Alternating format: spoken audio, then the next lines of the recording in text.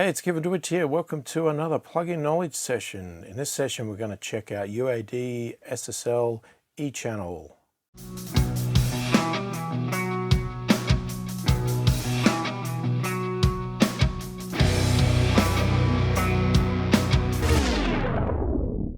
So if you're new to my channel and my videos, if you like what you see, click the thumbs up, subscribe to the channel, click the notification bell to be notified of all future videos as they come out. So just a disclaimer about this video, the actual screen capture component of this was recorded a little while ago. It was just a video that I hadn't had a chance to upload to YouTube, and I feel it was worth giving to everybody because it's a plugin that I use on my mixes every day. I love this plugin. I use it all the time. So it's definitely a valuable plugin knowledge session to upload. So if the quality is a little bit different in my recordings, then you'll know why, because it is an older video. And I've got a few of those coming up that I'm going to mix in with some new content, just because I want to get some of my back catalog videos that haven't quite made it to YouTube that I had on my personal website up on YouTube. So we haven't missed any of the plugins as we go along, and I get back to some of the ones that I use, because quite a lot of these old videos are plugins that I use all the time and I'm still using today. So this UAD SSL E Channel is obviously a UAD plugin, so you need UAD hardware to run this plugin for a start. So any of my videos that contain a UAD plugin, you need to have the UAD hardware because they run off their DSP chips, and without it you can't actually run these plugins or even install them. Now the SSL E Channel is an emulation of the famous mixing desk, the SSL4000 E Channel, and lots of people use it for mixing. Lots of people love using it and they love the sound of it, and I've gotten used to using it over the years as well. Now I'm not coming from someone that actually used the board, so I'm not going to claim that this sounds like the board or anything like that. It's just I like the way it works, I like the way it sounds and the results I get from it, so that's why I keep using it. So the plugin itself is a channel strip. So it includes filters, an EQ, a compressor, a gate, and some gain functionality. The one I review here is what was the staple version of it, but now is actually referred to as Legacy, as they came out with a newer version. But funnily enough, I still use this one because the new version is so detailed and so advanced that it uses up a lot of DSP power and is almost impossible without spending lots and lots of money on lots of UAD kit to run it up on every track, which I like to do because I like to simulate the SSL mixing desk in my mixes. So I find the Legacy version sounds great, functionality is great, and because it doesn't use as much DSP as the new version, I can load a lot more instances of it nicely and efficiently. So that's enough talking about it. Let's just get into it and run through the features, and I'll show you around the plugin and hopefully show you why I like it and why I use it. The version I have here is the UAD version. If you don't have the UAD version, that's fine. The concept is the same. You might have the Waves version or the BX version or maybe some other version that's very similar, but I'm going to show you on the UAD, but you can translate that to any version of that. Pretty much the same. There'll be subtle differences, but the concepts will be there. So there's quite a few controls on this, so we're going to have to go through this fairly fast to get this done in a short time frame. So obviously refer to the manual yourself if you have one of these and you want to go into greater depth, but we'll try to cover as much as we can here. So in this one here, we have a basic in-out button. So this just basically turns the plugin on and off. We have a phase button here. So if we need to reverse the phase on our track, we can do this with this button here. We have an output gain control. So if we want to turn this down to make sure that we are level matching, so that if we were to bypass or unbypass the plugin, the volume does not change and we can tell exactly what the plugin is doing. We have an input gain control. Again, if our signal's a little bit low and we'd like to push it a bit higher, or our signal's a bit high and we want to bring it down so that we're not clipping, we can do that with this control here. Now this channel strip is broken up into a couple of different sections here. This top section here, as it's labeled, is the filters. Then we have some dynamics, and that covers this whole section here. And then we have our EQ, which is this section here. So in its default state, as it is here, we have our filters here. So this is our high pass filter or low cut filter. And basically with it set to out, that means it's doing nothing. And then we can wind it up to 350. Now, one thing to keep in mind is with this plugin here, you've got no visual representation of what the EQ is really doing. There's no graphic display. And you really are going to have to use your ears, because these values here are not necessarily accurate. They are based on the emulation of the actual hardware, which, from what I have read and been told, were not accurate. So even though this says 120, it may not truly be 120. It could be slightly higher or slightly lower. Okay, so that's that one. And then up here we have our low pass or high cut filter. So again, down there out means it's off, and then we're winding it down. There's 12K going down to 3K. So in the filter section here, we have a Dyne SC button, and this is basically dynamic sidechain. So what we do is, with it off, we are operating as filters. With it on, we are now operating as a sidechain function, and applies the filters to the sidechain component for the dynamics only. So we're not actually filtering anymore. We are now just applying a filter to the sidechain. So over here in the EQ section here, at the moment, this EQ is turned off. To turn the EQ on, we need to enable the EQ, so EQ in. We obviously have some other buttons here again, so dynamic sidechain, so we can change our EQ to affect the sidechain only.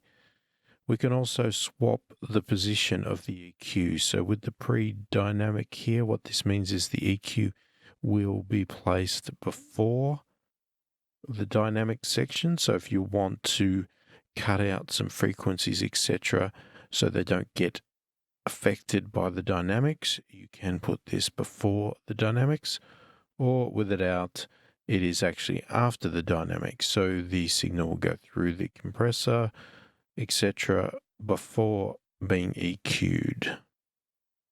The EQ is then broken up into a couple of different sections. Again, we've got our low frequency section here. Now we've got our gain control, so that's obviously cutting down to minus 15 dB and up to plus 15 boost. We have our frequencies here of 30 Hertz up to 450 Hertz. And we have a button here that can enable it to be a bell. So with it out, it is a shelf. And when we push that in, it becomes a bell.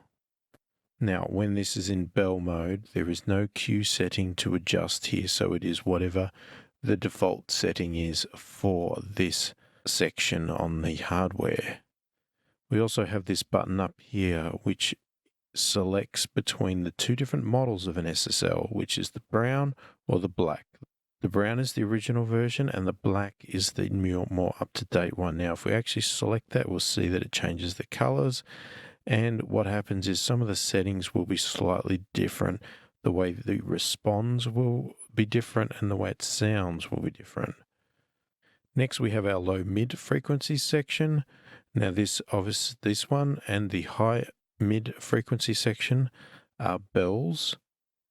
And you'll see here that we have our standard gain control. Again, we have our frequency range. So the bottom one here, we're going from 200 Hertz up to 2.5K. And the high mid, we go from 600 Hertz up to 7K. Now on top of that, we also now have a Q setting here as the symbols show. We have a very narrow Q if we go down to here, down to 3, or we can go to 0.5 and have a very wide Q. And then lastly, our high frequency one, again, same as the low frequency, we've got our gain control here, and we've got a frequency range of 1.5K up to 16 kilohertz. And its default state is again to be a shelf, but we can click that in to become a bell. Next, we have our dynamics section here. So we can have the dynamics in or out. We can have the expand section in or out. This section here is the expand section, and this section here is the compress section. So we can have the compressor in or off. With our compressor, we have most of the basic settings here. We have our ratio going from 1 to 1 all the way up to infinity. So obviously that would become a limiter, or even 20 to 1 would be a limiter. We have our threshold setting here, so we would adjust the threshold to suit to get our gain reduction to the right level. And we have our release, where we can go from 0.1 to 4 seconds. Now for the attack, we have very limited settings here. We can have our standard attack, or we can actually click on here and go to a fast attack. All right, we don't have a variable attack here. It's just either fast or normal. With the expander, we have exactly the same settings here. We have a threshold, we have a release. Again, we have a fast attack or normal attack. We have a range, and then we can select between 3 different types. We can have an expander, a gate 1, or a gate 2. So the difference between these settings here is that the expand mode is a downwards expansion at a fixed 1 to 2 ratio, with the amount of gain reduction determined by the expand range control here.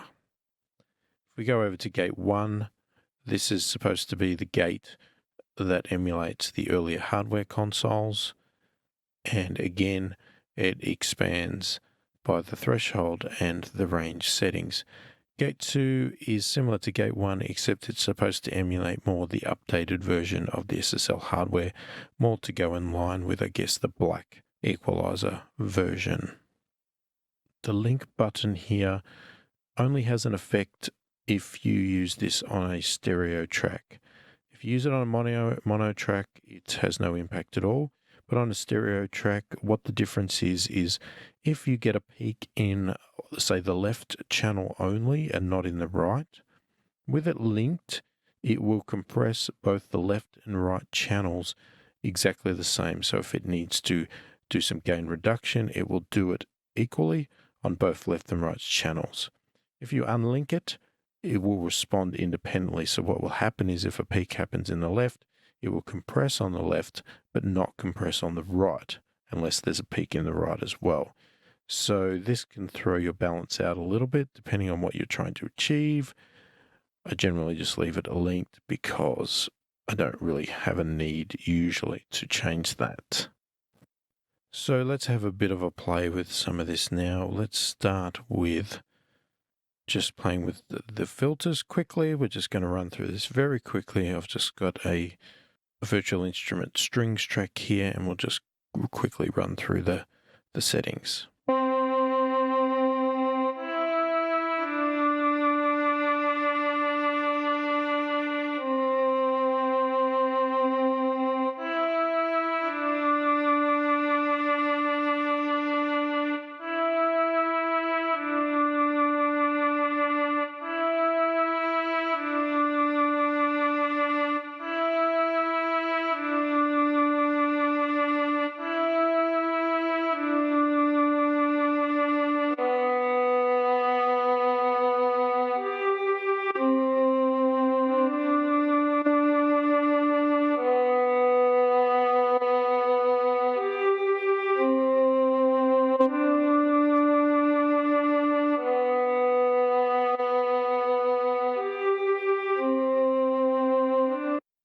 You'll see the different sound there between the black and brown. I haven't changed any of the settings, but when I switch between the two, you'll hear that there's subtle differences between the two.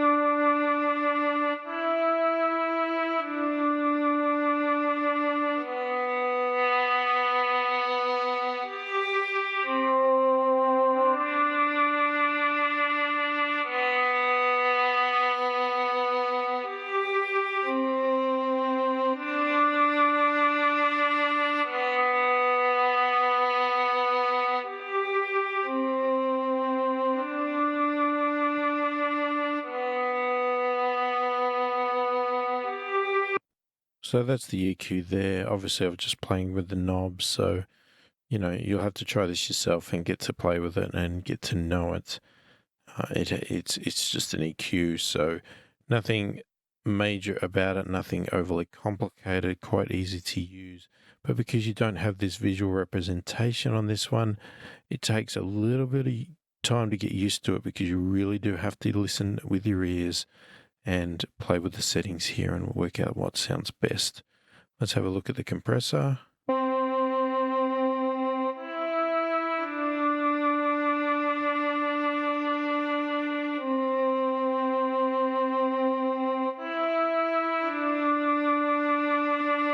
So with the compressor, you'll see here, this is our little gain reduction meter here. So it's not extremely accurate. So you need to be careful, because it's very easy to overcompress with this, because you're talking about a gain reduction of 3 is the first light, 6 is the second light, then 10. So you're not getting very fine details. So just be careful of that.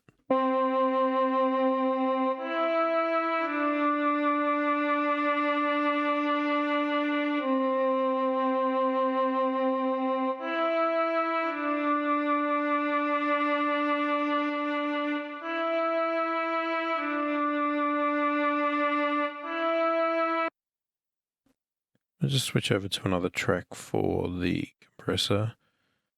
All right, so we've got a bass track now. Let's play with the compressor on that to get some good results out of it.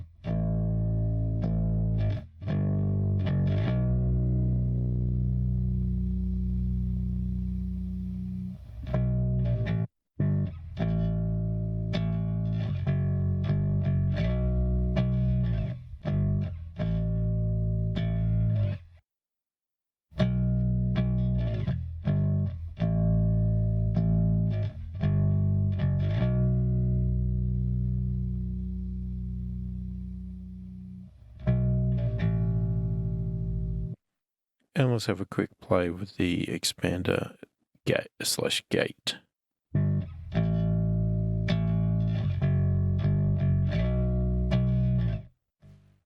So we set our threshold a little bit high there. We're gating everything out. We can adjust our range.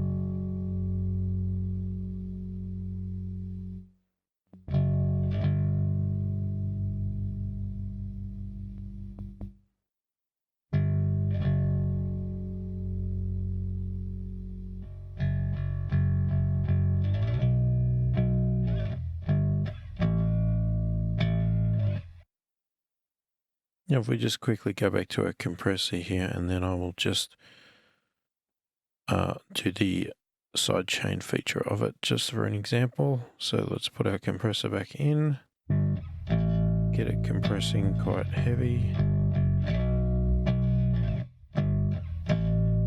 And if we filter, so you'll see as I wind that up, the compressor stops reacting to the low end because I'm filtering out the low end from going to the sidechain, which is what the dynamics is monitoring on. So with it out, it is monitoring all of the low frequency of the bass, and it's responding accordingly. So it's compressing based on that low end. So you'll see it's compressing quite a lot.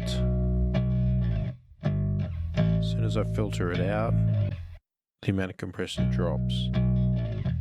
And it's only responding to frequencies that are above 350 Hertz. Anything that's below that, the compressor is not responding to.